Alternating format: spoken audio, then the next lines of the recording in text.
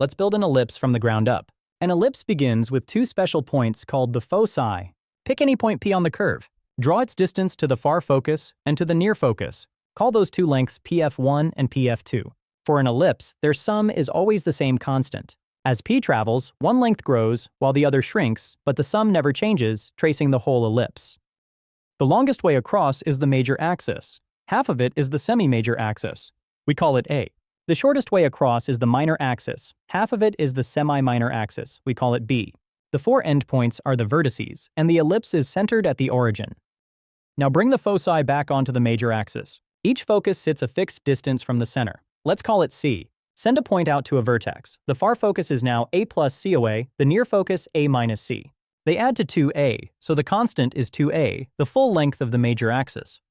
At a covertex, the two distances are equal, and they still total 2A, so each one is exactly A. That gives a right triangle, legs C and B, with hypotenuse A.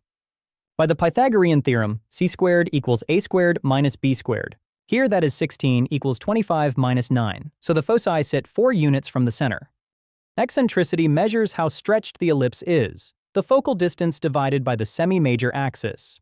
Here it is 4/5, or 0.8. Eccentricity always runs from 0 up to 1, and at 0 the ellipse is a perfect circle. Each focus also has a partner line, called the directrix. For any point on the ellipse, its distance to a focus divided by its distance to that directrix equals the eccentricity. Now let's turn that distance rule into an equation. With the foci at plus and minus C, write the sum of the two distances. Move one root across, square, and simplify. Isolate the remaining root and square again.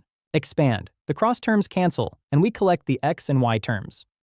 Since a squared minus c squared is b squared, substitute. Divide through, and the ellipse's equation appears. One important caution, this equation is not a function. Solve for y, and you get plus or minus a square root, so most x values give two y values. A single vertical line meets the ellipse twice, so it fails the vertical line test.